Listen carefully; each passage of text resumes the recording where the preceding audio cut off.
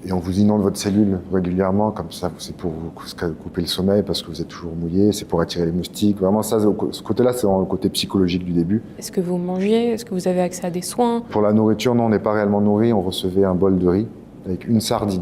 Et quand je dis une sardine, c'est une sardine toute seule. C'est pas une boîte de sardines, c'est une sardine. Et ça, c'est pour la journée. Il n'y a rien à faire dans cette cellule. À un moment donné, je me suis divisé en 3. Je me parlais à moi-même avec 2 autres moi pour essayer de garder un sentiment de sanité. Donc, je marchais je faisais des tours. Donc, naturellement, j'étais très affaibli. J'étais devenu extrêmement squelettique.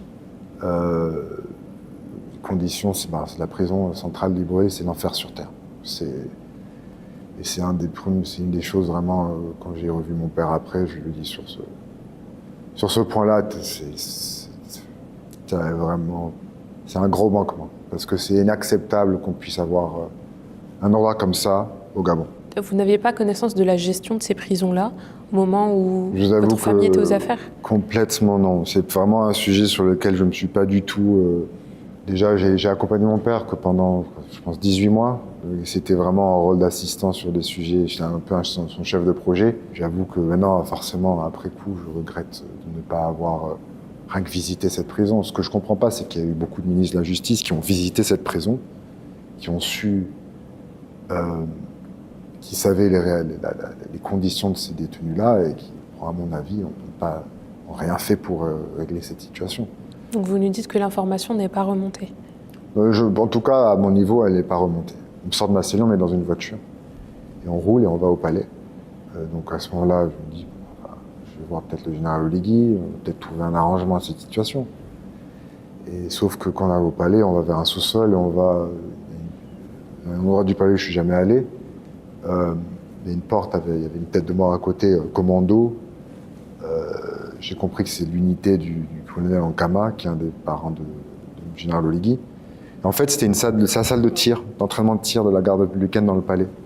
Ils me mettent là, et donc ils me jettent là-dedans, et donc les tortures physiques commencent là. Et je peux vous dire, c'est d'une violence que vous ne pouvez pas imaginer. Ça commence déjà par tout de suite, on me met la tête sous l'eau.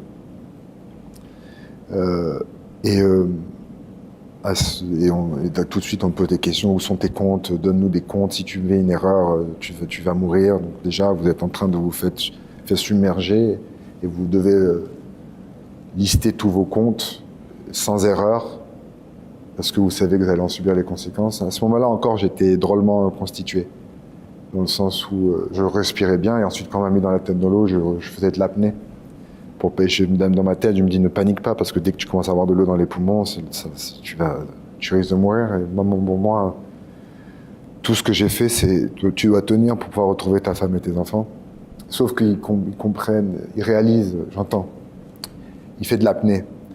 Donc là, ils font un acte que je ne vais pas parler là parce que j'ai des enfants, mais ils font un acte qui est ignoble.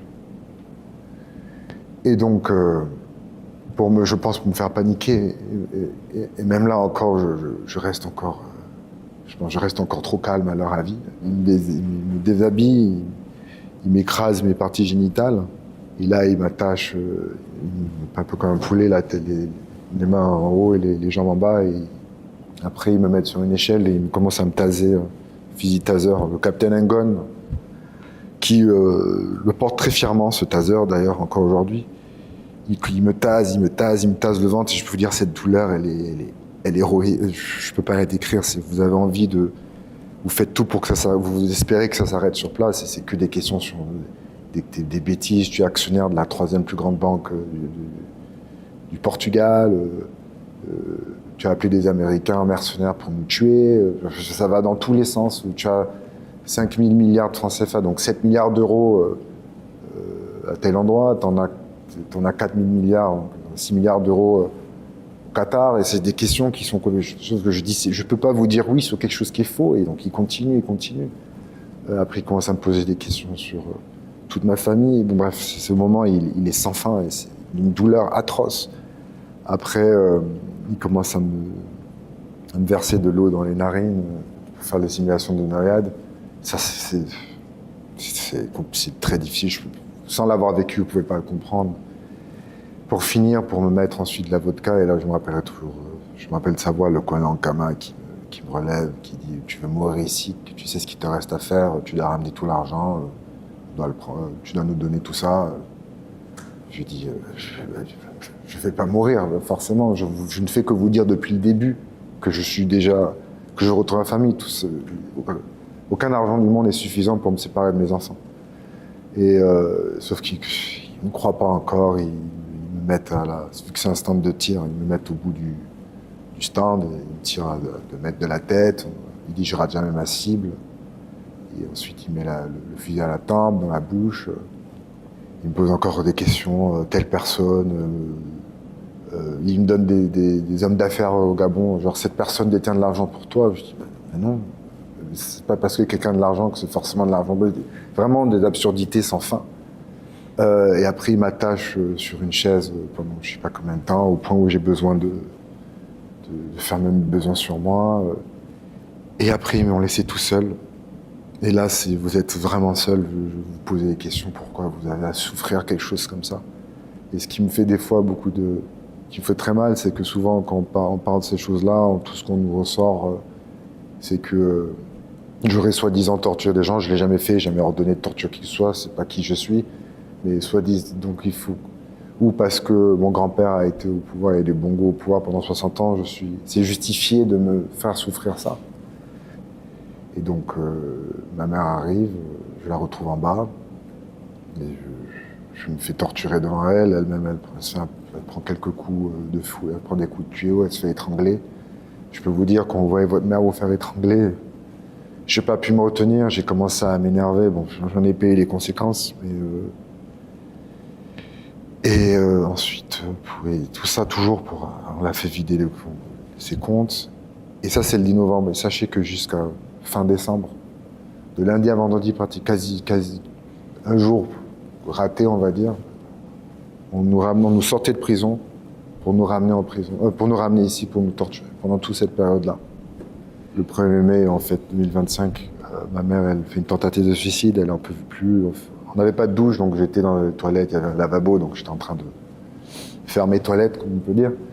Et 20 minutes, là, je dormais pas, hein, parce que ma mère était très fragile, donc chaque fois je devais garder un œil. Et, je sais pas, elle paraissait bien pourtant. Et je suis sorti, elle avait pris elle avait en fait pendant un long moment emmagasiné du Temesta, c'est du médicament qu'on lui donnait, parce que elle a été réellement traumatisée de voir son fils torturé pendant si longtemps. Et donc elle a pris tous les cachets, elle a fait une tentative et nous ont amenés à l'hôpital militaire. Et que c'est de là-bas qu'on est ensuite allé en résidence surveillée. On a rejoint mon père pour ensuite partir le président angolais, le président Lourenço, et je le remercierai toute ma vie. En ce moment, il y a des vidéos sur les réseaux sociaux qui sont en train de tourner, ouais. Des vidéos au domicile Ouais. d'Ali Bongo, où est présent le procureur qui est en charge de votre poursuite. Ouais, il y a aussi des vidéos de discours entre vous et vos geôliers, vos tortionnaires, où on vous demande où est passé l'argent et vos comptes à l'étranger. Comment est-ce que vous avez réussi à filmer? Il y a de belles personnes au Gabon. Il y a des gens qui sont réellement bons. Et donc, on a réussi à avoir le soutien d'un bon nombre de personnes qui ont aidé comme ils pouvaient. Et j'ai aussi beaucoup d'amis à l'étranger, donc qui sont assez débrouillards, on va dire. Donc, ils ont réussi à faire envoyer, à se mettre en contact avec toutes les personnes nécessaires pour me faire parvenir ces lunettes. Il n'y avait pas que des lunettes. J'avais aussi d'autres outils que je ne veux pas trop dévoiler encore tout de suite, mais c'est pour ça que vous voyez des fois c'est des audios, des fois c'est des vidéos. Et j'ai pu capturer beaucoup de choses. Et tout ce qu'on dit, tout ce qu'on dénonçait, que ce soit nos tortures, que ce soit que des tortures se passaient au sous-sol du palais, on peut le prouver. On peut prouver qu'on est au sol du palais. J'ai pu filmer notre rencontre avec le général lui-même. Et vous imaginez une vidéo qui démontre des gens en train de se faire torturer au sous-sol de l'Élysée. C'est ce qu'on a. Et c'est grave. Parce que quand j'ai vu ça, on peut dire ce qu'on veut, mon père n'a jamais fait torturer les gens au sous-sol du palais. Ce n'est pas vrai. Le procureur général, justement, Eddie Mignang, a déclaré qu'ils soient présents ou pas, ils seront jugés si la Cour prononçait un mandat d'arrêt. Nous utiliserons des voies de droit pour les faire exécuter, exécuter les voies d'arrêt. Oui, bien sûr. Est-ce que vous craignez une extradition en cas de condamnation? Non, pas du tout. Parce que s'ils veulent nous extrader, il faudra qu'ils amènent le procès qu'ils veulent dans lequel ils ne veulent pas qu'on se défende. Bah, il se passera devant des cours indépendantes. Là, on se défendra. Déjà sur le fond de nos charges. Et deuxièmement, on a toutes les preuves qui démontrent notre mauvais traitement au Gabon. Donc, je ne pense aucune cour au monde nous renverrait dans les bras de nos bourreaux. C'est impossible. Surtout dans un pays où le général Oligui, il est juge et bourreau. Nourdine Bongo, est-ce que vous pensez que vous reverrez un jour le Gabon? Je pense que la question, c'est est-ce que le général Oligui restera au pouvoir tout le reste de ma vie? Si la réponse est oui à ça, donc non. Maintenant, j'ose espérer qu'un jour le Gabon trouvera vraiment sa libération comme le peuple le veut. Et je sais qu'à ce moment-là, oui, bien sûr, je retournerai dans le premier vol pour retrouver le Gabon, parce que je peux vous dire, mes fils me parlent tous les jours du Gabon. C'est très difficile. Tous les jours, ils disent « Oh, mais on retourne quand au Gabon? Oh, mais quand est-ce que… » J'aime le Gabon. Mes fils aiment le Gabon. Toute notre famille aime le Gabon. Mon père, limite, si c'est pas nous qui lui disons « Ne retourne pas », il serait dans le premier vol encore. Il vit très mal la séparation avec son pays. Donc, j'ose espérer, je prie le Seigneur qu'un jour, les conditions nous autoriseraient de pouvoir un jour retrouver le Gabon.